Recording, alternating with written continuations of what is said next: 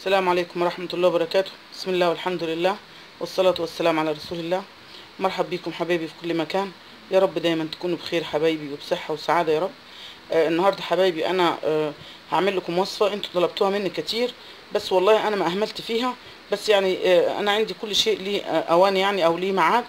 الوصفة دي عن شد ترهلات الثدي أو الصدر وتكبير الصدر برضو. وفي برضو وصفة تانية عن ترهلات الجسم كامل والخطوط دي، برضو هعمل لكم عليها ان شاء الله فيديو كامل بإذن الله، برضو بمواد تكون طبيعية جدا جدا يعني. ان شاء الله بعد الفيديو ده بإذن الله. النهاردة انا هعمل لكم الطريقة، انا عملت لكم طريقة قبل كده ببياض البيض والبصل. في ناس كتيرة جابت معاها نتائج، وفي ناس برضو مش كل البشرات زي بعضها، او مش كل حجم الصدر زي بعضه، او مش كل حجم الترهل اللي في صدر غير الصدر التاني. فانا عملت لكم وصفة النهاردة دي مليانة مكونات فيها مكونات طبيعية جدا جدا بكل المقاييس. اولا انا واحدة ردت يعني جزاها الله كل خير، واشكرها برضو على الهوا ديني بقولها قدامكم، يعني انها ردت على تعليق بتقول لواحدة يعني ايه اعملي مساج التلج. وده فعلا دي حقيقة يعني. مساج التلج ده يا جماعة ده ممتاز جدا برضو لترهل الثدي وتكبير الثدي. يعني انت تجيبي حتة تلجية كده كبيرة، وتكوني يعني في وضع في اوضه النوم في الحمام براحتك، تعملي لمدة دقيقة واحدة، ما تزيديش عن كده عشان ما تتقلبش الآية. يعني هي دقيقة واحدة بالظبط، تعملي حركات دائرية بقطعة التلج دي على صدرك من تحت لفوق كده اهو، حركات دائرية كده من تحت لفوق، بحيث ان المادة اللي جوه اللي ما هي الصدر ما فيهوش عضلات، في دهون، وفي زي مسامات وكده يعني. يعني لو في عضلات كانت العضلات شدت الثدي او الصدر نفسه. لكن المساج اللي انت هتعمليه بالتلج ده كويس جدا جدا، بيحفز الدورة الدموية، وينكمش الدهون اللي فيه، وتنكمش الترهلات اللي هي زايدة اللي بتخلي الثدي يترهل. لكن هي مش الدهون اللي هي متكونة منها الثدي، لا ده هي في أحبال اللي هي خاصة بالرضاعة والحاجات دي يعني. دي تبقى هي دي الأحبال دي اترخت، او الوتر نفسه ضعف، فبتنزل الصدر، فبتبقى ترهل وانكماش برضو في الصدر.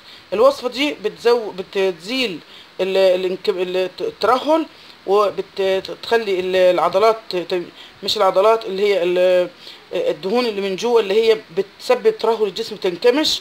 دي تعمل الحركات الدائرية بالتلج دي لمدة دقيقة واحدة بس. بعد كده تلتقي على تلبس الحمالة على طول في نفس الوقت، وتلتقي على ظهرك، تنامي على ظهرك يعني لمدة يعني زي 10 دقايق. دي الوصفة دي هتعمليها مرة الصبح مرة بالليل، اللي هي حكاية التلج ده. انما الوصفة دي اللي هقولك عليها دي تعمليها 3 مرات في اليوم، في الاسبوع قصدي، اللي هي بياض البيض برضو. لان اولا بياض البيض يا جماعه دوت جميل خالص خالص، بيعمل انكماش لكل، حتى لو انا بعمل اي ماسكات في الوش بحفز دايما اللي هو بياض البيض، بيعمل شد للترهلات، ترهلات الوش وترهلات البطن وترهلات بين الرقبه وكده. فالوصفه دي ممتازه جدا، وبرضو حاطه لها نوع من انواع الفيتامينات والمقويات اللي هي بتساعد برضو على انكماش وعدم ترهل الصدر، اللي هو الروب او الزبادي او الياغورت. هنجيب بتاع دوت كده، البياضه بتاعت البيض. طبعا عزلنا الصفاره منيها وخدنا البياضه بس. هنجيب معلقه من الروب او الزبادي كده اهو، وهنحطها عليهم، وهنضرب الكميه كامل كده اهو، هنضربها جامد خالص لحد ما تتناسق مع بعضها كده